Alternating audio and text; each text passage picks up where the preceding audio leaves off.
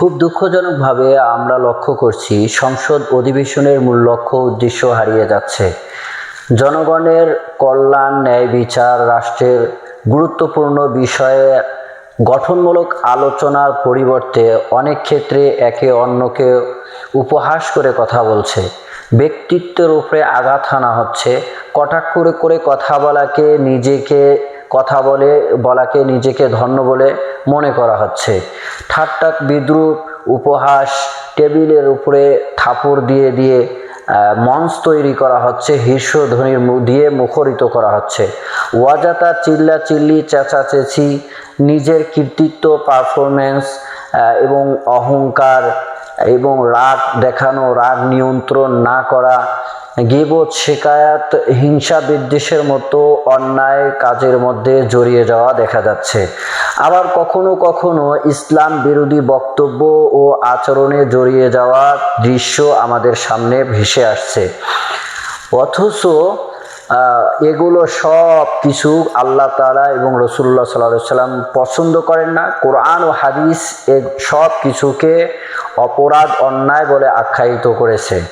অথচ আল্লাহ তাআলা এই পরামর্শ সভা, সংসদ অধিবেশন, মশওয়ারা বৈঠক এগুলো শিক্ষা দিয়েছেন। আল্লাহ তাআলা একটি সূরা নাযিল করেছেন, সূরাতুশ শূরা, অর্থাৎ মশওয়ারা সূরা। এই সূরার 38 নম্বর আয়াতে মুমিন বান্দার কোয়ালিটি কেমন হবে আলোচনা করেছেন। এখানে আল্লাহ তাআলা বলেন যে আমরুহুম শুরা বাইনাহুম, যারা মুমিন হবে তাদের প্রত্যেকটি কাজ, সামাজিক কাজ, রাষ্ট্রীয় কাজ, পারিবারিক কাজ, এগুলো মশওয়ারা ক্রমে হবে, পরামর্শ ক্রমে হবে। এবং রাসূলুল্লাহ সাল্লাল্লাহু আলাইহি ওয়াসাল্লামকে সাহাবাগণদেরকে মশওয়ারায় শামিল করার জন্য আদেশ করেছেন। সূরা আলে ইমরানের মধ্যে আল্লাহ পাক বলেন ওয়াশাবিরহুম ফিল আমর, তাদেরকে শালীনভাবে, তাদের উপরে রাগ না রেখে তাদেরকে মশওয়ারার মধ্যে নেওয়ার জন্য আল্লাহ পাক অর্ডার করেছেন। এবং রাসূলুল্লাহ সাল্লাল্লাহু আলাইহি ওয়াসাল্লাম ছোট্ট একটি হাদিসের মধ্যে সংসদ সদস্য কেমন হবে, পরামর্শদাতা কেমন হবে, তার কোয়ালিটি তুলে ধরেছেন ছোট্ট একটি হাদিসের মধ্যে। নবীজি আলাইহিস সালাতু ওয়াস সালাম বলেন আল মুস্তাশারু মু'তামানুন, যে পরামর্শদাতা হবে সে হবে আমানতদারী। আমানতদারির ব্যাখ্যাটা অনেক বিশদ, লম্বা।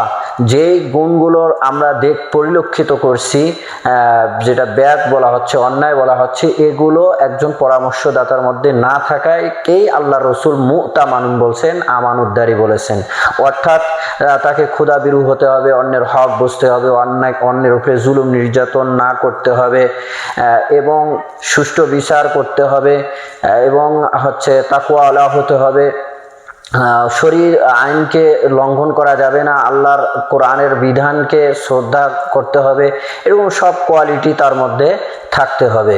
এবং আল্লাহ তাআলা সূরা নিসার মধ্যে বলেছেন ইয়া আইয়ুহাল্লাযীনা আমানু আতিউল্লাহ ওয়া আতিউর রাসূল ওয়া উলুল আমরি মিনকুম। এই জায়গার মধ্যে আল্লাহ তাআলা একটা পরামর্শ সভা, পরামর্শ অনুষ্ঠানের একজন আমির হবে, সেই আমিরের অনুসরণ করতে হবে, সে ঘোষণা আল্লাহ পাক এই জায়গায় করেছে।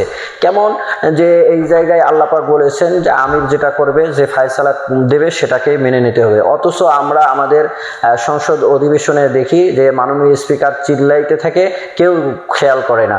তো এগুলো আসলে পরামর্শ সভার আদব নয়, পরামর্শ সভার নীতিমালা নয়।